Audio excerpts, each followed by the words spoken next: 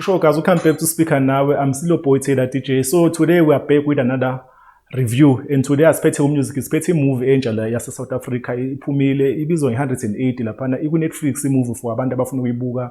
Ama-leading roles akhona ilomjidelo ubizwa ngoPrince Grootboom. Uya-actor laphana kule series ekade iphumile iFatal Seduction laphana le edume kakhulu ngomasini lawa anocansi. Ithandwa kakhulu abantu abawosisi because ibona abantu abakhohlakele but asikho lapho.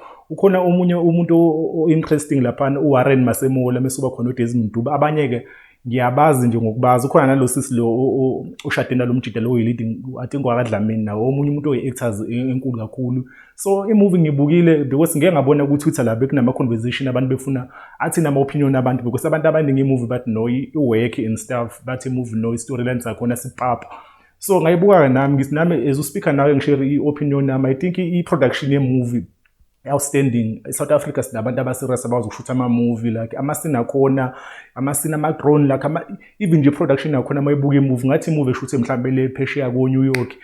But when it comes to storyline I think salekha kakhulu kune-twist nje sekupheleni kwe-movie lapha ivele yenze yonke imovie ube ngathi labadlala ngathi bayakhohlwa uba lama-movies wabuya ngedatha and idatha e-South Africa iyabiza.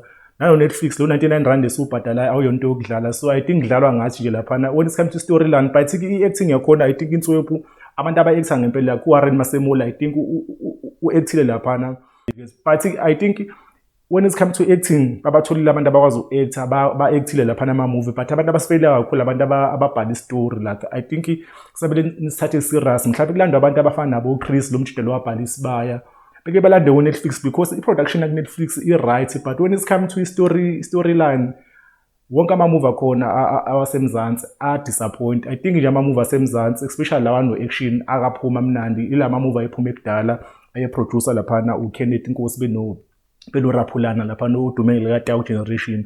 I think iJerusalem namanje kusiyona movie best movie akashuthwe emzansi eno-action because lento esibusa ku-Netflix laphana basibonisa ama-movie ashuthwe kahle ngo-4K but ayi-storyline kudlalwa ngathi ngempela. So leyo movie nje leyo I think uma ngathiwa ngu-rate mina ngayi-rate ngiyinikeze noma mhlampe noma u-4 out of 10.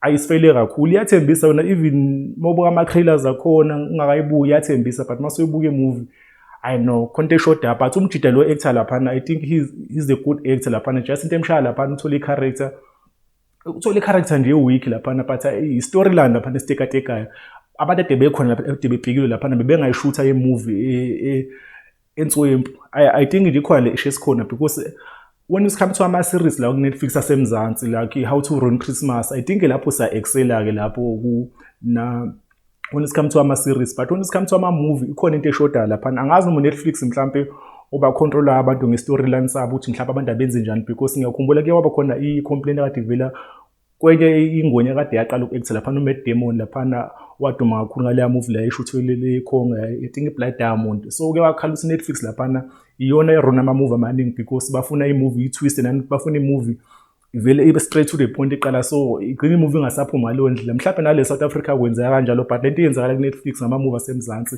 I think iyahlaza nathi because uNetflix i-platform e-international so abantu bako-America mabezobuka ama-movie uzoba ngathi mhlawumbe eSouth Africa sinama-actors angakwazi u-actor kanti into eyinkinga i-storyline so nje leya movie lana no hayi iyadisappointa but abantu bengayibuka-ke bebukele bebonele bona but nje mina engibonile laphana angikho happy. So ngizoyivala lapha ivideo yami ingazibe yinde kakhulu. Sekhona ku-Twitter @speaker nawe, sikhona ku-Facebook speaker nawe, sibe khona ku-TikTok speaker nawe show.